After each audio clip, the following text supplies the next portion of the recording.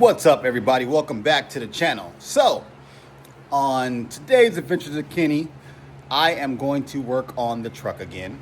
I mean, I know that seems like all I ever do, but it's my hobby and I enjoy it. So everything with the truck is good. So today what I want to do is finish wiring up the Snow Performance controller, and then while I'm in that spot where I'm going to put the controller, I plan on wiring up the two-step and the anti-lag and all that stuff, since I never set it up. So you guys, I guess you guys get to come along for that adventure today.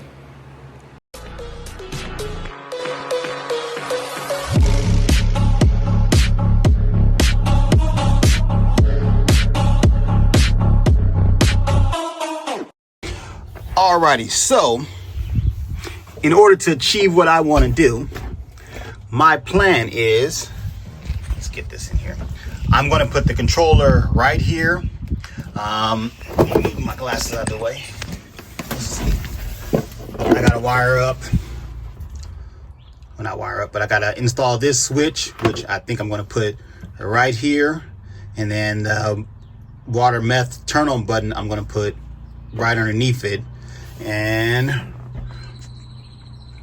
yeah, that's the plan. And then also what I think I'm going to do is, at night you can't see in here, it's hard to see the buttons. So what I think I'm going to do is put a light like right there. So in order to do all this, I got to pull out the passenger seat and the center console, so that way I can start mounting my stuff on how I'm going to do it. I am going to go grab the gauge real quick so you guys can kind of get what my plan is on how I'm going to install that.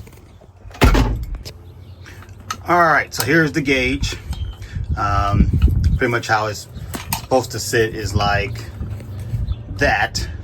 Now, I was originally going to put it right next to that gauge, but the problem that I ran into is the face on this gauge is smaller than the face on that gauge. And I know how I am. That will bug the hell out of me, seeing the gauges be two different sizes, even though they are the same size. So I came up with this idea. Let me see if I can get the camera to hold while I do this. I'm just gonna put it right in here like this.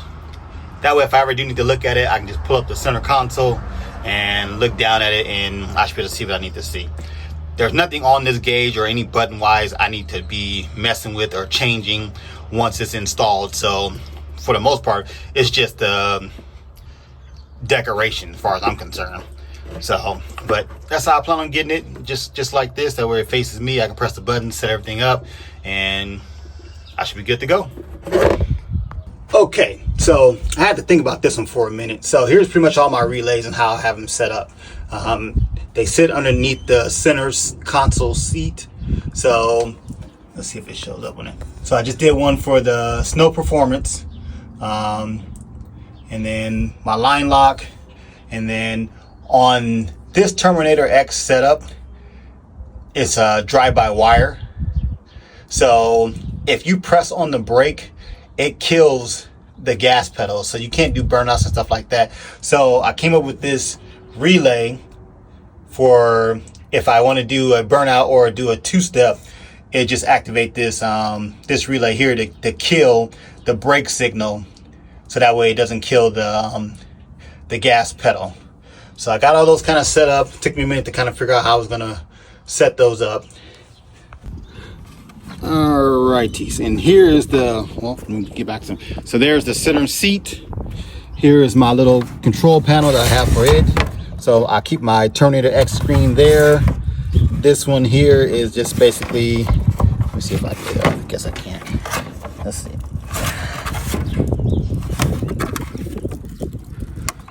Alright, so this is just a USB port and a aux port that goes to the stereo. This right here is basically a charge port. The top one I pulled out already was for my, let's see if that shows up, rock lights. The bottom one is for my boost controller.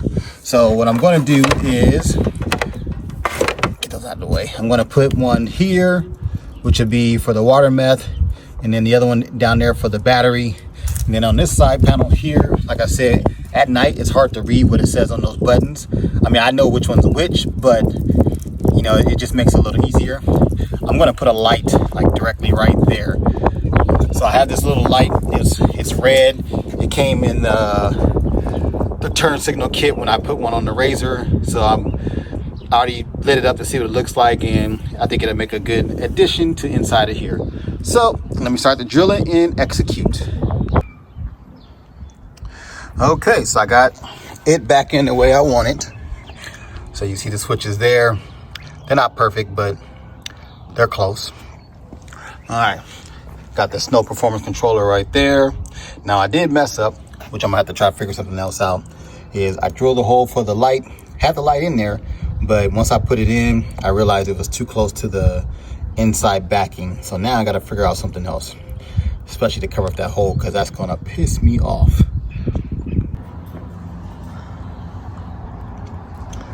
Okay, so I got it figured out.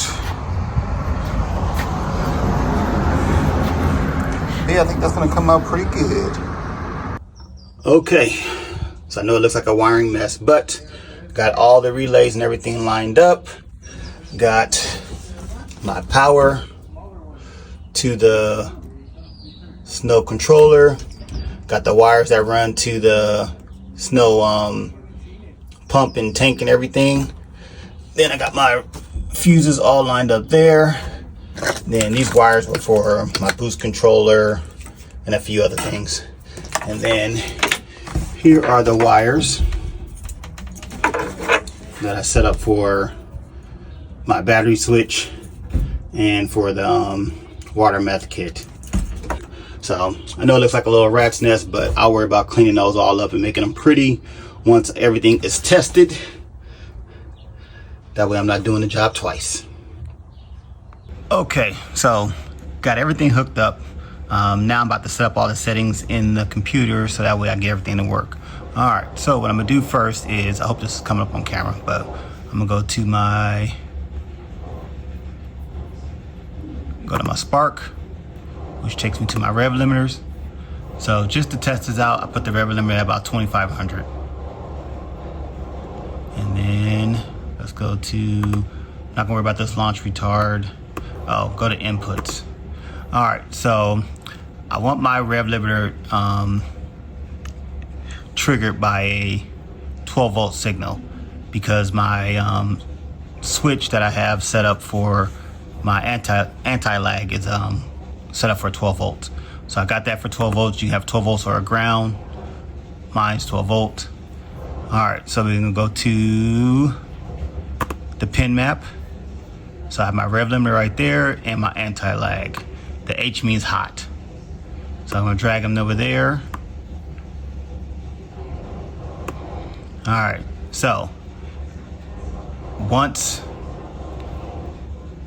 input number 4 sees 12 volts, it's gonna activate my rev limiter. Also, it's gonna activate my anti-lag.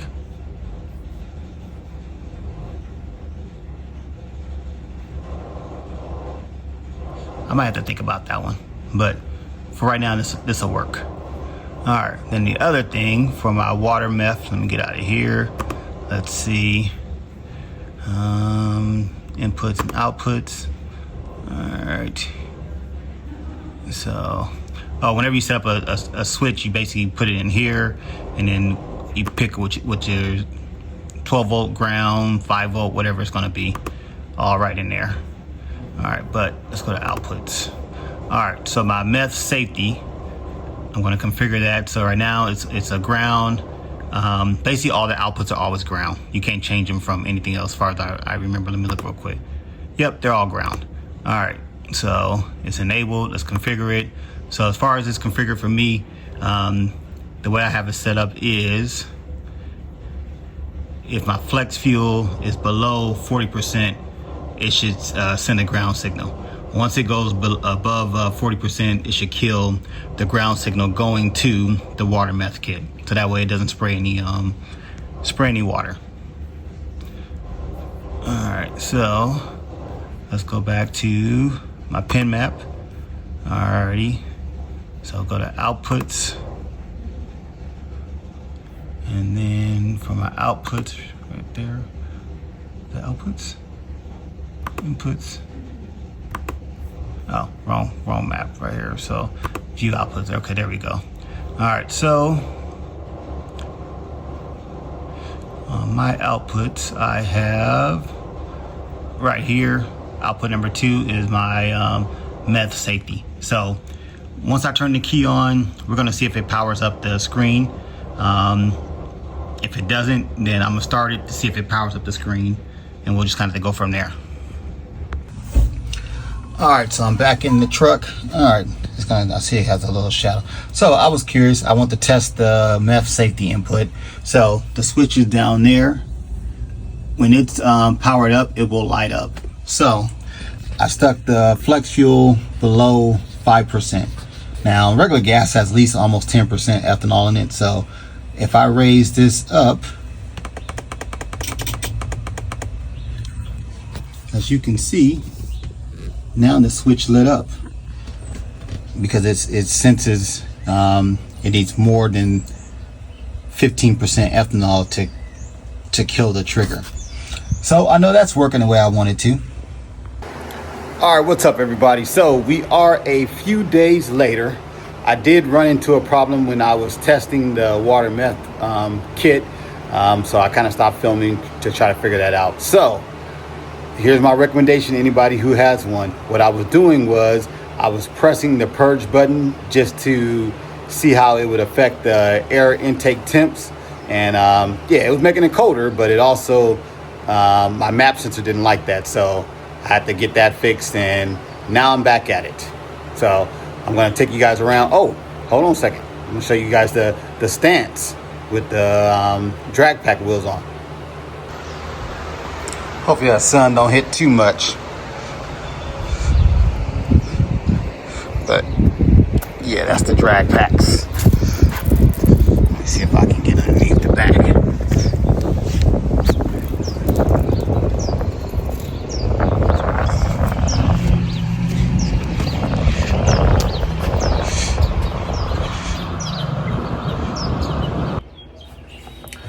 Okay, so I'm going to try to continue where I last left off at, was with the 2-step.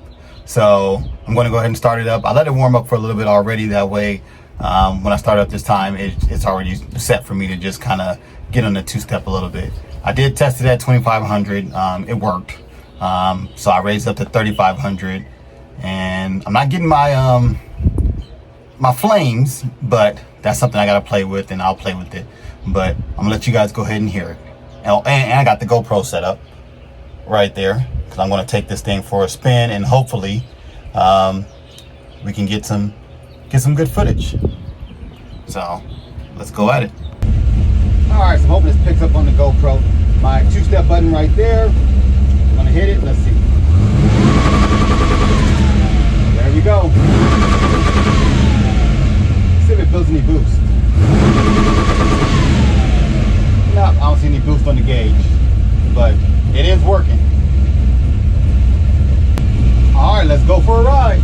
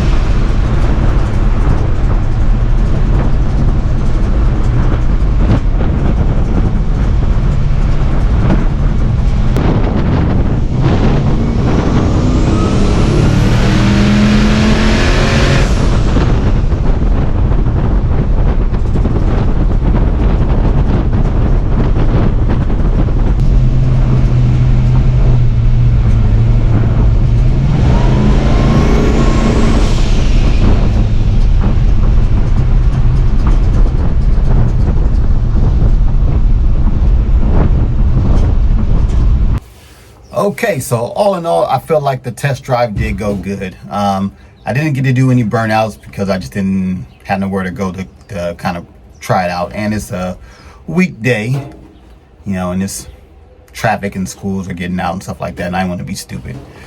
But I tested the anti-lag and it worked. I was kind of cruising along. I hit the button and it got me up to about 3 psi, but I wasn't really trying to get into it. I just was curious to see what happened.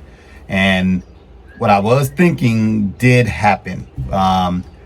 Setting the anti-lag and the rev limiter together on the same pin created a rev limiter when I was rolling. So it did keep me about 3,500. I noticed on the log that it did pop back up. Well, it turned it on, so I can see it on the log and I can feel it. What else? I gotta play with the water method a little bit. I was looking at the logs and didn't really drastically change my air temp, so that's telling me that I'm still not getting enough water meth into the system, so I'm gonna have to add a little more on the gauge for that.